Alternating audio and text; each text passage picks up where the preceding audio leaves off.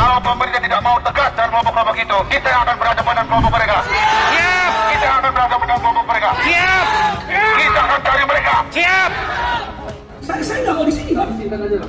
Nah mungkin Bapak sebagai salah satu bawahan dari Pak Menteri yang menurut saya itu tidak layak untuk menjadi menteri Bapak Harus sampaikan. sebenarnya Tolong sebelum tarik ucapan abang itu dulu. mohon izin Bang. Ya, bukan abang yang menilai dari menteri siapapun. Dan ingatkan ya, Bang, bukan menteri. abang yang menilai. Hargai saya. Bang, saya Bilang, tarik, bukan Oke. abang yang menilai itu. Bang, mohon maaf ya Bang. Ya, tolong turunkan tensi. Bang, mohon maaf ya Bang. Ya. Bang, mohon maaf ya Bang. Ya.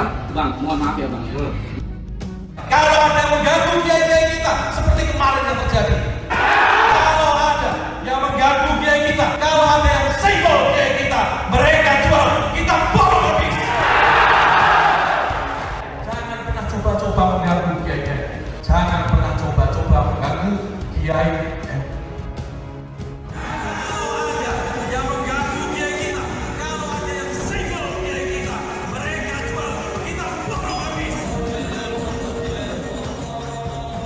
Apa yang tadi nggak sopan? Tadi nggak Oke, sopan. mohon izin, Abang Kira bukan begitu dari yang mana Bang? Abang mau saya Tadi abang bilang tadi. yang mana Bang? Yang abang bilang tadi tidak layak, tidak pantas itu bukan abang. Oh, oke, siap. Ya. Bukan saya Ini kita memutuskan. sama-sama kiai. Ini saya Oke. juga orang beriman loh, Oke, orang siap, Islam. Bang. Orang Menurut tua Bang. saya juga seorang mursyid Toriko juga. Siap. Sama-sama kita. Siap, mohon izin Bang. Jadi ucapan kita harus yang betul-betul Siap. tawadhu. Siap. Ini hari Jumat ini. Siap, mohon izin Bang. Jadi Abang mau saya Ya. tarik kalimat yang kalau beliau tidak layak jadi menteri. Itu kalimat itu. Iya. Oke, siap. Mohon izin Bang. Ini beliau-beliau di sini jadi saksi. Saya tarik kalimat saya Bang ya. Saya mohon izin. Saya mohon maaf sekali lagi. Jangan pernah memulai, ingat, jangan pernah memulai, jangan terprovokasi apalagi memprovokasi. Tidak boleh jaga kiai kita, tapi kalau kiai kita disegel, kita habisi mereka. Kalau pemerintah tidak mau tegas dan kelompok-kelompok itu, kita akan berhadapan dengan kelompok mereka. Siap. Kita akan berhadapan dengan kelompok mereka. Siap. Kita akan cari mereka. Siap.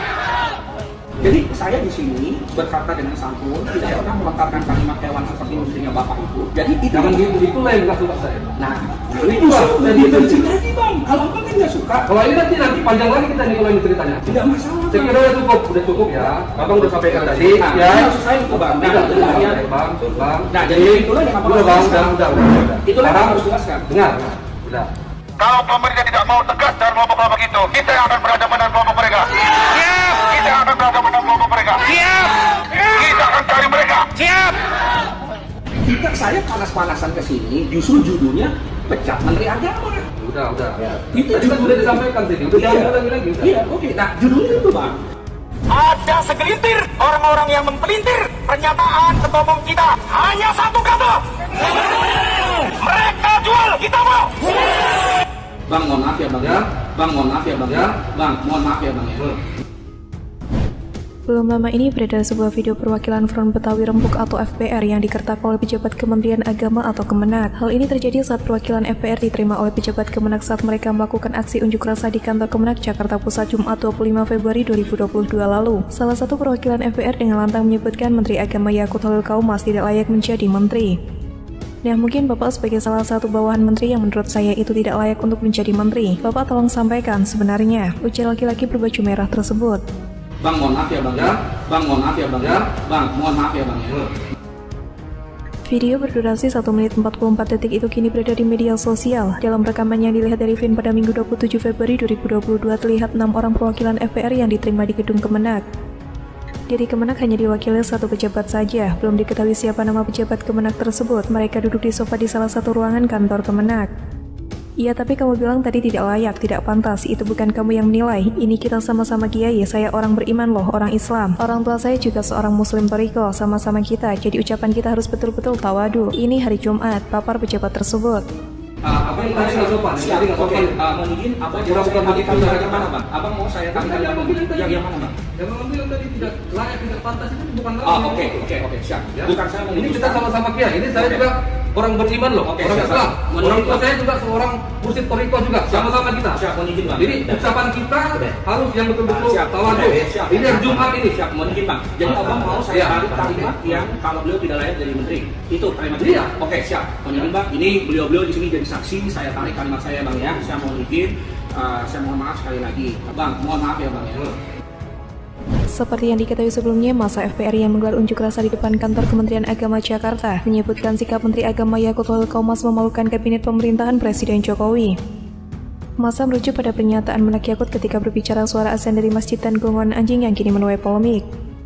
Ini sangat memalukan untuk kabinet kerjanya Pak Jokowi. Sudah waktunya pejabat publik selevel menteri itu mempunyai rekam jejak yang mumpuni baik secara akademis maupun profesional, kata salah seorang perwakilan massa David Arman di depan kantor Kemenak Jumat 25 Februari. David meminta Menak Yakut mengundurkan diri dari posisi Menteri Agama. Menurutnya narasi yang disampaikan Yakut soal gonggongan anjing jelas bermasalah. Bang Yakut harus berbesar hati dengan segala kerendahan hati. Beliau harus gentleman mengundurkan diri secara terhormat. Daripada khusus di satu kursi, nanti beliau jadi tambah menderita, katanya. Dalam aksi di depan kantor Kemenak itu, David dan sejumlah perwakilan massa sempat bertemu dengan pejabat Kemenak. Mereka pun menyampaikan aspirasi mereka soal Menak Yakut. Sempat tadi agak panas juga karena tujuan kita di sini memang untuk menyampaikan aspirasi kalau memang pimpinan beliau ini tidak layak, kata David. Wah, memang kita sudah minta masjid itu jangan terlalu keras suara pengajian dan azannya, jangan melampaui masjidnya. Bagaimana kalau suara itu tidak diatur pasti dengan truk itu kalau banyak di sekitar kita diam di satu tempat, kemudian misalnya ada truk kiri kanan kita, depan belakang kita, mereka nyalakan mesin sama-sama, kita pasti terganggu. Suara-suara yang tidak diatur itu pasti akan menjadi gangguan bagi kita. Tidak ada aturan tentang melarang azan. Yang diatur ialah waktu ya terhim, pengajian kaset, itu saja yang diatur. Soal suaranya, volumenya diturunkan, itu karena terlalu banyak masjid. Ini melecehkan adzan lagi, menistakan adzan lagi nih kalau gini namanya nih. Delik aduannya ada ini. Namanya saja hoax, itu kan tidak mungkin lah itu. Bagaimana bisa jadi melarang azan? Di mana logikanya itu? Menteri Agama tidak melarang masjid musola menggunakan pengeras suara saat azan. Sebab itu memang bagian dari siar agama Islam. Edaran yang menerbitkan hanya mengatur antara lain terkait volume suara agar maksimal 100 desibel misalnya. Selain itu mengatur tentang waktu penggunaan disesuaikan di setiap waktu sebelum azan. Dan pedoman seperti ini sudah ada sejak tahun 1978 dalam bentuk instruksi Direktur Jenderal Bimbingan Masyarakat Islam.